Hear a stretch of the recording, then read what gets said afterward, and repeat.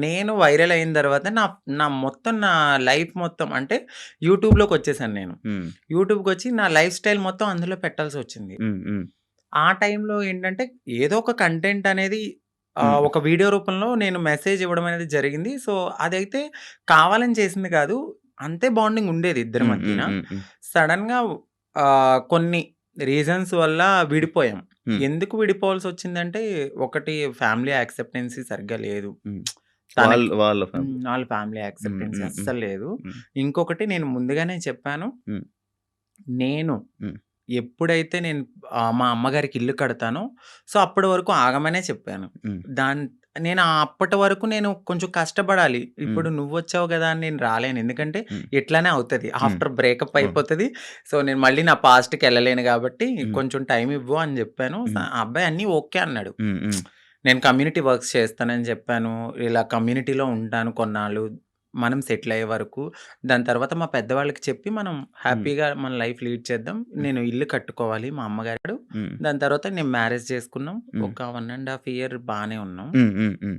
దాని తర్వాత ఇంకా రోజు ఇంకా తాగడము, హ్మ్. ఎందుకిట్లా, అందుకట్లా చిన్న చిన్న ఇష్యూస్, గొడవలు అవి పెద్ద పెద్దయి అయిపోయాయి. అయితే ఈ బ్రేకప్ టైమ్‌లో ఎక్కువ వీడియోస్ పెట్టడం హ్మ్.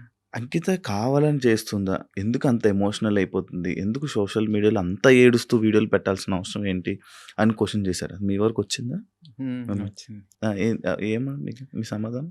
సో, ఎందుకంటే అది నా మనసుకు తగిలింది. హ్మ్. నేను సోషల్ మీడియాకి గూడా వచ్చేదాన్ని కాదు, చెప్పేదాన్ని గూడా గాదు. హ్మ్. ఒకానొక సిట్యుయేషన్‌లో అది నాకు నెగటివిటీ వచ్చేసింది. అవును.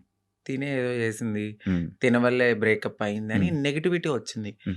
సో, నేను నిజం చెప్పాలంటే నేను ఒక ఓపెన్ బుక్. ఆ హ్మ్. విషయంలో అయితే తనకి నేను చాలా ఓపెన్‌గా అన్నీ చెప్పే చేసుకున్నాను. హ్మ్. సో, చెప్పి చేసుకున్న పర్సన్ హ్మ్. తను ఎప్పుడైతే ఆహ్, కొన్నాళ్ళ తర్వాత లగ్జరీ లైఫ్‌కి అలవాటు పడ్డాడు. అవును. ఆ తరువాత జాబ్ పోయింది. హ్మ్. ఒక 11 మంత్స్ వరకు నేనే చూసుకున్నాను. ఓస్ బిఫోర్ గూడా నేనే రెంట్ కట్టేదాన్ని. కార్ ఈఎంఐలన్నీ నేనే. ప్రతీదీ హ్మ్. నాదే. హ్మ్. హ్మ్. ఆయన జాబ్ చేసుకొని వాళ్ళ ఫ్యామిలీని చూసుకునేవాడు. సమ్‌టైమ్స్ ఎప్పుడైనా రెస్టారెంట్స్ ఆటిలకెళ్ళినప్పుడు ఖర్చు పెట్టే అతను. హ్మ్. 11 మంత్స్ అనేది జాబ్ పోయింది. హ్మ్. హ్మ్. ఆ! ఇంకా నాకు ప్రెషర్ ఎక్కువైపోయింది. హ్మ్. ఇటువైపు ఇల్లు కట్టిన ఒక గోల్డ్ ఉంది. హ్మ్. అక్కడ అదంతా విడిపించాలని జెప్పి నేను తనకి ముందే చెప్పాను. హ్మ్. సో, డ్రింక్ చేయడము, ఇదే విషయంలో గొడవ అవ్వడము. హ్మ్. దీనికి ముందే నాకు తెలీదు. రీసెంట్‌గా తెలిసింది.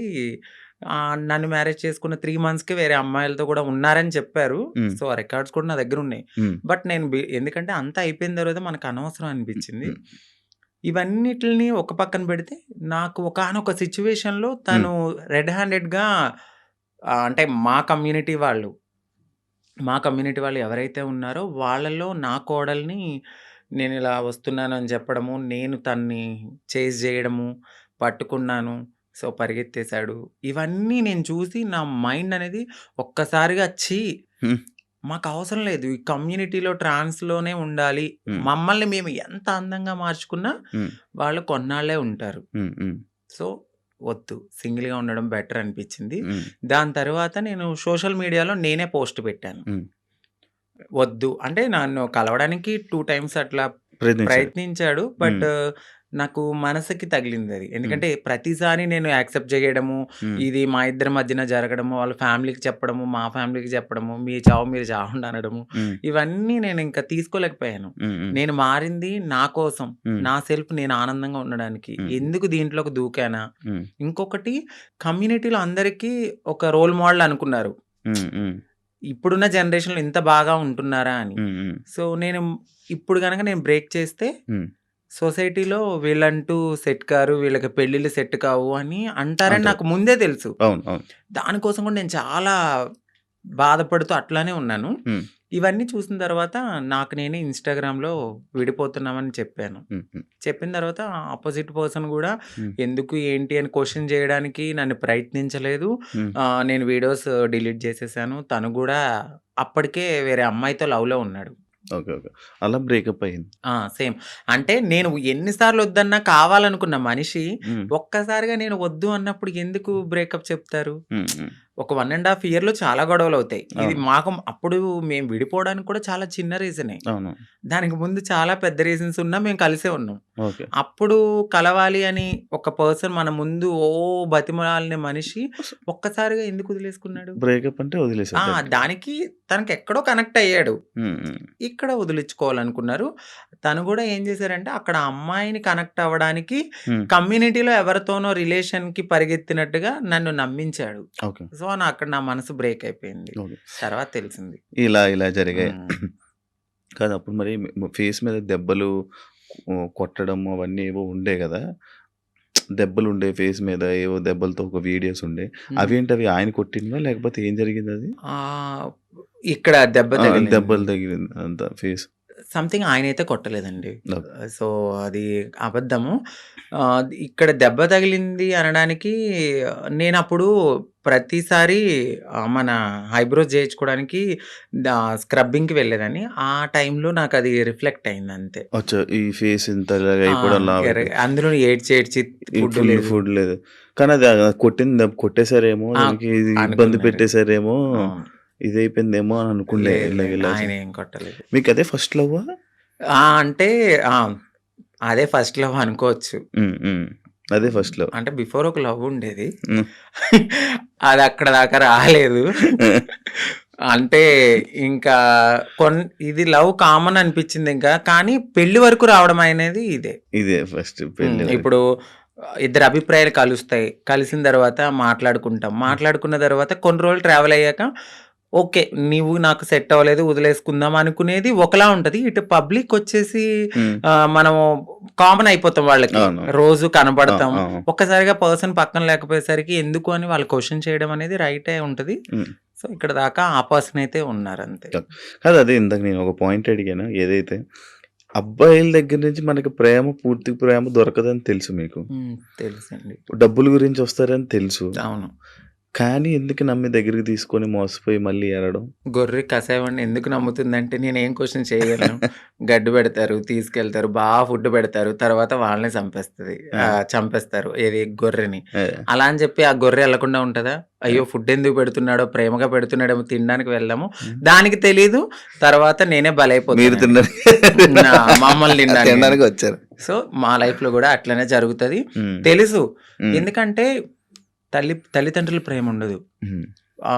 ఫ్రెండ్స్‌తో ఎవరితోన్నా మాట్లాడినా గూడా, "ఏయ్! తనెందుకు మారిపోయాడు గదా! అట్లా ఇట్లా నువ్వెందుకు మాట్లాడుతున్నావు? హ్మ్. నీకేమన్నా రేపొద్దున్న బ్యాడ్ రివ్యూ వస్తదేమో" అని చెప్పి ఫ్రెండ్స్ ఎక్కువ మాట్లాడరు. సొసైటీ యాక్సెప్ట్ చేయదు. ఈ టైంలో ఎవరో ఒకళ్ళు మమ్మల్ని దగ్గరికి వస్తారనమాట. ఓకే. మాకు ఈ ప్రేమ దొరుకుతుంది. జెన్యూన్ ప్రేమేమో అని హ్మ్. నమ్ముతాం. నమ్మి దగ్గర తీసుకుంటాం. తనకయ్యిందని చెప్పి నాకవ్వాలని లేదు కదా! అని హ్మ్. గొర్రెలుగా నమ్మేసి ముందుకెళ్ళిపోయి తర్వాత బలైపోతాం. ఇప్పుడు అమ్మలతో ఇంట్రెస్ట్ లేదా? అంటే హైదరాబాద్‌లో నేనే ఉంటున్నాను. హ్మ్. ఇంటి దగ్గర ఇల్లు కట్టాను. హ్మ్. సో, ఆ! కట్టేసారు. అక్కడ మమ్మీ ఆళ్ళు, ఫ్యామిలీ అంతా అక్కడే ఉంటారు. ఇప్పుడెలా డబ్బులు? ఇప్పుడు నేను నార్మల్‌గా అయితే హ్మ్. యూట్యూబ్ బేస్ చేసుకున్నాను. దానికి బిఫోర్ నుంచి నేను కమ్యూనిటీ వర్క్స్ చేస్తూ నేను సెటిల్ అయిపోయాను. హ్మ్. హ్మ్. ఫైనాన్షియల్‌గా అయితే ఇప్పుడు నేను చాలా సెటిల్ అయ్యి ఉన్నాను. హ్మ్. యూట్యూబ్ చేస్తున్న ఇన్‌కము హ్మ్. అట్లానే కొంచెం ఎంతొస్తది యూట్యూబ్ నుంచి? ఇప్పుడైతే 1.2 అట్లా యూట్యూబ్ వస్తుంది. నుంచి. బిఫోర్ ఇంకా ఎక్కువొచ్చేది. ప్రమోషన్స్ అవన్నీ? ప్రమోషన్స్ చెయ్యట్లేదండి నేను. చేయరా ఇప్పుడు? నార్మల్ ప్రమోషన్స్ అమ్మాయిలకి సంబంధించిన బిఫోర్ చేశాను. అసలు చెయ్యట్లేదు నేను. ప్రమోషన్స్. నేను నో పెయిడ్ ప్రమోషన్స్ అని గూడా పెట్టాను. అవును. చూసాను నేను. ఆ! ఒక ప్రమోషన్సే చేయరు. ఆ! ఓన్లీ యూట్యూబ్ నుంచి 1.5 లాక్, 1.2 లాక్. 1.2 హ్మ్. ఒక 2 మంత్స్ నుంచి అయితే మాత్రం నేను సరిగ్గా ఈ వీడియోస్ చేయట్లేదు. హ్మ్. 12,000, 13,000 అట్లనే వస్తున్నాయి. అంటే ఒక 3 మంత్స్ నుంచి. ఓకే. దాని బిఫోర్ నేను చేసేదాన్ని. అవును. 1.2 హ్మ్. మాక్స్ అయితే 1.5 మధ్యలో. ఇప్పుడు రెవెన్యూ ఇంకేం లే. ఈవెంట్స్‌కేమైనా వెళ్తారా? ఈవెంట్స్ ఏం లేదు. ఇప్పుడు నేను షాప్ ఓపెనింగ్స్ అట్లా హ్మ్. ఏదైనా జరిగినప్పుడు కొంచెం నాకు తెలిసిన వాళ్ళు వీఐపీస్ గానీ, వాళ్ళకి గానీ హ్మ్. దిష్టి తీయడమో, లేదంటే వాళ్ళ ఇంట్లో ఎవరైనా పుట్టారు అంటే హ్మ్. బ్లెస్సింగ్స్ గానీ నన్నే పిలుస్తారు. హ్మ్. హ్మ్. అక్కడికెళ్ళినప్పుడు బానే ఇస్తారు. 51 ఓకే. 51, అంతే. 31 అంతే. ఓకే. మొత్తం మంత్లీ ఆ! ఓవరాల్‌గా ఇప్పుడైతే నా ఇన్‌కమ్ 1.2 అంతే. ఇఫ్ అంతే. ఇప్పుడు మొత్తం అన్నీ కలిపినా గూడా. అంతే. అంతే. అంతకు హ్మ్. మించి చెప్పట్లేదా? లేదు సార్ అంతే. అంతే. ఓకే. అంటే ఆ టైంలో నేను హ్మ్. సేవింగ్స్ ఎక్కువ చేసేసాను. హ్మ్. బాగా. ఓకే. హ్మ్. ఒకప్పుడు 'అంకిత నాయుడు' వీడియోస్ చూస్తున్నప్పుడు అంటే లైక్ బిఫోర్ బ్రేకప్ గాని, బిఫోర్ ఇది గాని ఫేస్ ఒకలా ఉండేది. ఇప్పుడు చాలా చేంజెస్ అయిపోయాయి. అవునండి. ఏ ఎందుకు అన్ని చేయించేసుకుంటున్నారు? అంటే ఎందుకు చేయించుకున్నానంటే, నేను ఒక పుట్టడం అనేది అమ్మాయి తత్వంతో ఉన్న ఒక అబ్బాయిగా పుట్టాను. హ్మ్. సో, ఎక్కడైనా నాకు చిన్నగా ఏదైనా అనిపించిందంటే, హ్మ్. దాన్ని వెంటనే చేంజ్ జేసుకోవాలి అనే థాట్ నాకుంటది. హ్మ్. నాకు ఒక నేను ఒక పుట్టడం ఒక అబ్బాయిగా పుట్టినా, నా మనసు అమ్మాయి. హ్మ్. అంటే ఇప్పుడు ఒక గొంగళి పురుగుంటది. తన జీవితం ఎట్లా ఉంటది? చాలా చిరాకుగా కనిపిస్తది. కానీ వన్స్ ఒక్కసారి తనకి మారినప్పుడు ఒక అందమైన సీతాకోకచిలుకగా మారుతది. హ్మ్. సో, నేను పుట్టినప్పుడు గూడా ఒక గొంగళి పురుగులాగానే ఫీల్ అయ్యాను. హ్మ్. నేను ఒక అందమైన సీతాకోకచిలుక అవ్వాలి అనేది నా మనసులో ఉంది. హ్మ్. హ్మ్. దానికోసం నేను ప్రయత్నించాను. డెఫినైట్‌లీ నేను సక్సెస్ అయ్యానని నేను అనుకుంటున్నాను. అంటే మీరన్నారు ఎందుకు ఇవన్నీ చేయించుకుంటున్నారు అని. నేను ఒక పరిపూర్ణమైన అమ్మాయిలా కనపడినా హ్మ్. ట్రాన్స్ వుమన్ అనే అంటారు. హ్మ్. బట్ నేను ఫీల్ అవుతాను ఒక అమ్మాయి పక్కకు వెళ్ళినప్పుడు ఓహ్! అమ్మాయి కన్నా చాలా బావుందిరా హ్మ్. అనే ఫీల్ నాకు అనిపించినప్పుడు నేను సాటిస్ఫై అయిపోతా. ఎవరో ఒకరు కామెంట్ ఎయ్యాలి. ఆ! ఆ కామెంట్‌కి నేను హ్యాపీగా ఫీల్ అయ్యి హమ్మయ్య! హ్యాపీ నేను ఇంత మారినందుకు ఓకే. ఇప్పుడు సీతాకోకచిలుకలాగా రెక్కలొస్తే ఎగిరిపోదామనా? వెళ్ళిపోతా డెఫినైట్‌లీ. ఎక్కడికి? ఎక్కడికో ఒక చోటకి. ఆ! మమ్మల్ని యాక్సెప్ట్ చేసే చోటకి. హ్మ్. హ్మ్. ఆ! అయితే ఇప్పుడు మొత్తం అంతా ఇంకా చేంజెస్ చేస్తూనే ఉంటారా అలాగా? అంటే జా చేయించుకున్నానండి. లిప్సు. నోస్ చేయించుకున్నాను. ఫోర్‌హెడ్ చేయించుకున్నా. హ్మ్. నడుం చేయించుకున్నా. హ్మ్. ఇంకా ఫుల్లీ ఫీమేల్ లాగానే అన్నీ చేయించేసుకున్నాను. మొత్తం అన్నీ హ్మ్. చేయించేసుకున్నారు. కాదు ఇష్యూస్ రావా ఏమి? అంటే ఏం లేదు. ఇప్పుడున్న టెక్నాలజీ ప్రకారం అయితే ఎటువంటి ఇష్యూస్ అయితే లేవు. హ్మ్. హ్మ్. అది శృతి మించితే హ్మ్. ఇప్పుడు నేను చేయించుకున్న దానికి ఓకే. హ్మ్. ఇంకా ఎక్కువ మనము ఎనస్థీషియా ఎక్కువ తీసుకొని, మన బాడీని వీక్ చేసేసుకొని, ఫుడ్ అనేది ఎక్కువ బాగా తినకుండా ఇలా ఉంటే చాలా ప్రాబ్లమ్స్ అయితే ఉంటాయి. కానీ నార్మల్‌గా ఎక్కువ ప్రాబ్లమ్స్ ఎక్కువొస్తుంటే ఏదో ఒక ఇష్యూ అంటే ఒక వస్తుంటే మంచి డాక్టర్ దగ్గరికి వెళ్ళాలండి. అంటే డబ్బులు పోయినా గూడా హ్మ్. ఒక మంచి డాక్టర్‌ని సజెస్ట్ చేసుకుంటూ ముందుకెళ్తే ఏం ప్రాబ్లమ్స్ రావు.